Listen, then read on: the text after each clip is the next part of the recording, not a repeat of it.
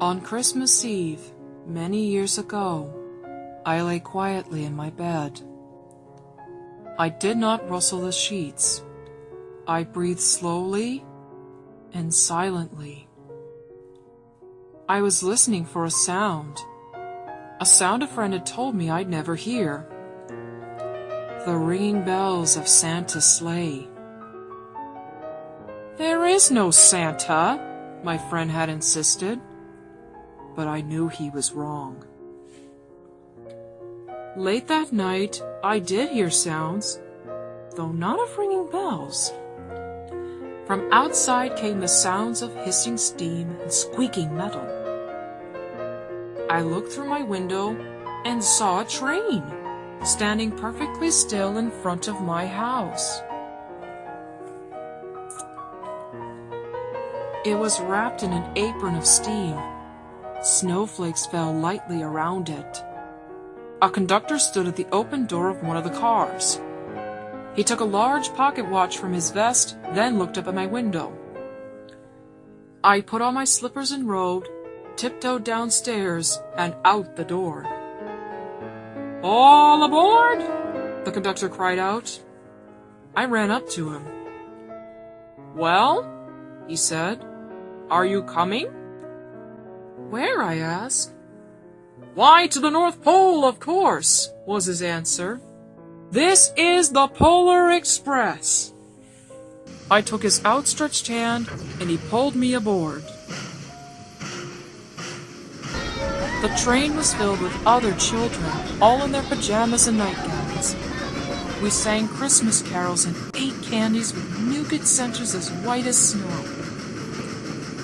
We drank hot cocoa as thick and rich as melted chocolate bars.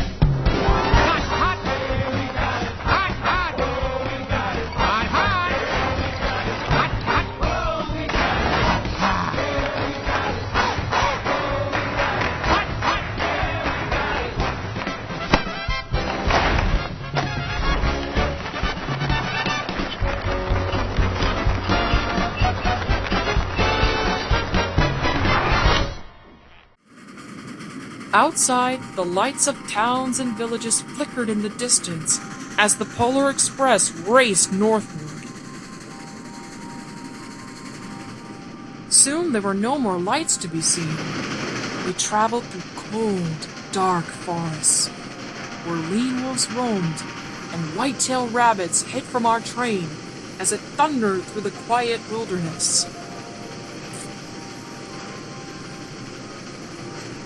We climbed high mountains, so high it seemed as if we would scrape the moon. But the Polar Express never slowed down. Faster and faster we ran along, rolling over peaks and through valleys like a car on a roller coaster.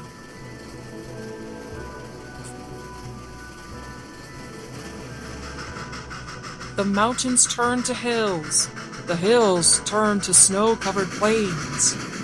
We crossed a barren desert of ice, the great polar ice cap. Lights appeared in the distance.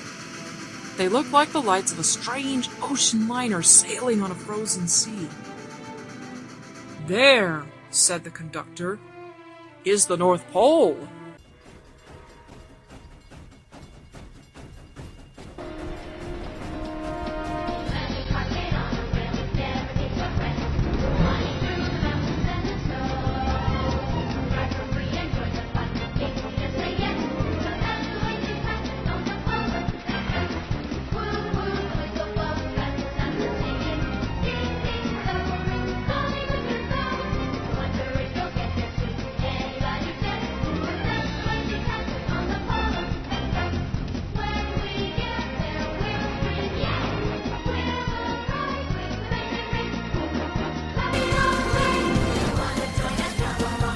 can be our guest.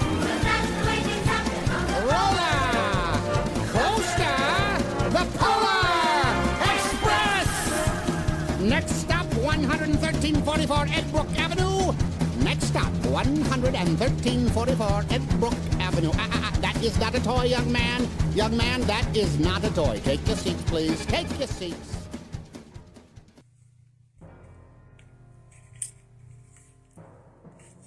The North Pole. It was a huge city standing alone at the top of the world, filled with factories with every Christmas toy being made there. At first we saw no elves. They're gathering at the center of the city, the conductor told us. That is where Santa will give the first gift of Christmas. Who receives the first gift? We all asked. The conductor answered, he will choose one of you. Look! Shouted one of the children. The elves! Outside we saw hundreds of elves. As our train drew closer to the center of the North Pole, we slowed to a crawl. So crowded were the streets with Santa's helpers. When the Polar Express could go no farther, we stopped, and the conductor led us outside. We pressed through the crowd to the edge of a large open circle. In front of us stood Santa's sleigh. The reindeer were excited. They pranced and paced, ringing the silver sleigh bells that hung from their harnesses. It was a magical sound like nothing I'd ever heard. Across the circle, the elves moved apart and Santa Claus appeared. The elves cheered wildly.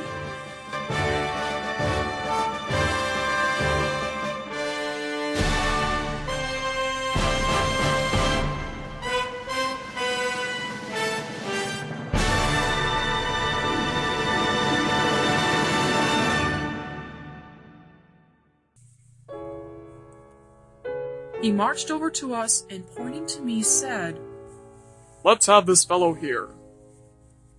He jumped into a sleigh, the conductor handed me up.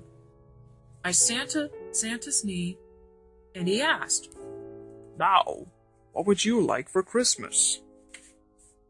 I knew that I could have any gift I could imagine, but the thing I wanted most for Christmas was not inside Santa's giant bag of toys.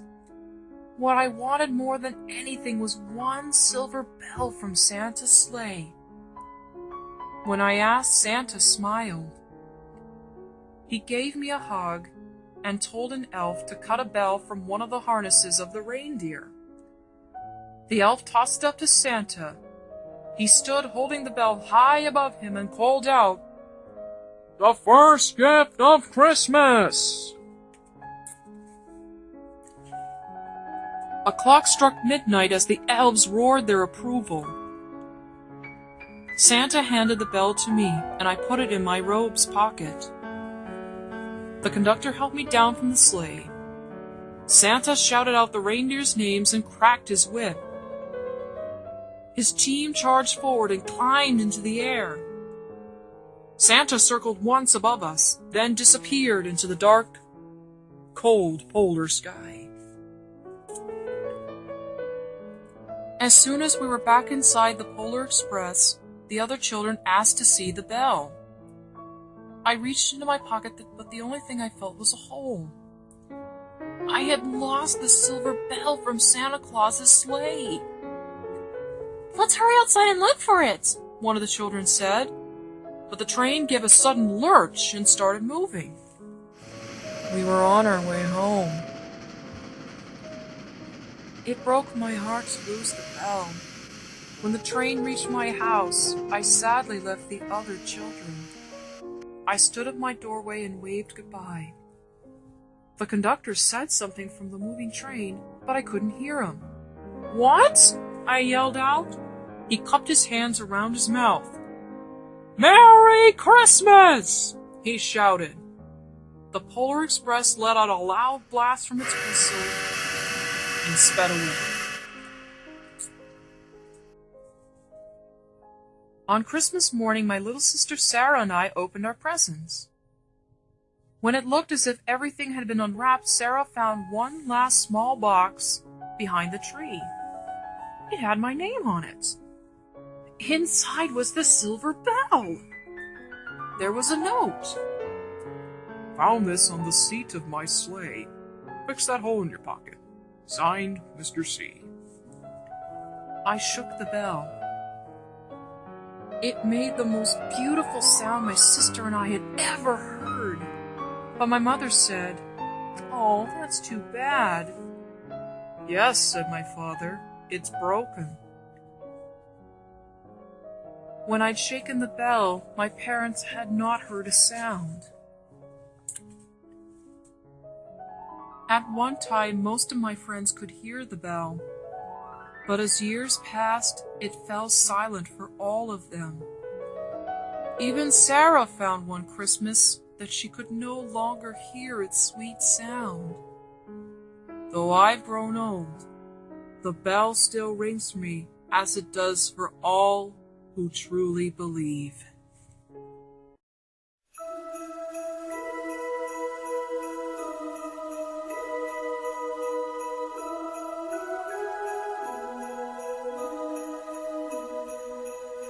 Children sleeping, snow is softly falling. Dreams are calling, like bells in the distance. We were dreamers not so long ago,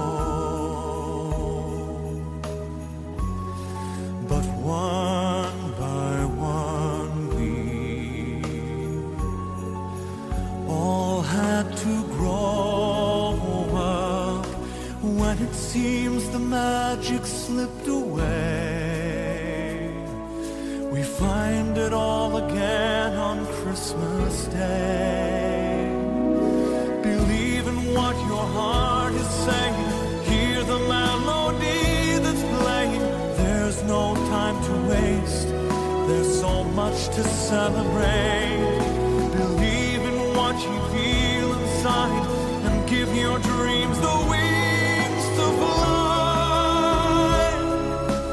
You have everything you need if you just believe.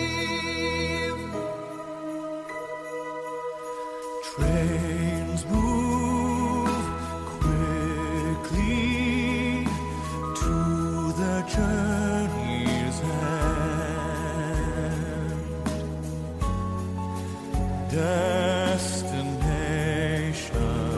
Destinations are where we begin again.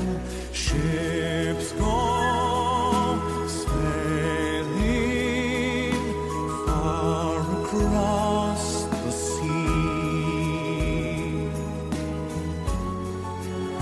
trusting starlight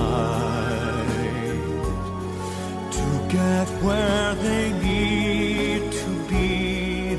When it seems that we have lost our way, we find ourselves again on Christmas Day. Believe in what your heart is saying, hear the melody that's playing. There's no time to waste, there's so much to celebrate. Believe in what you feel inside and give your dreams the wings.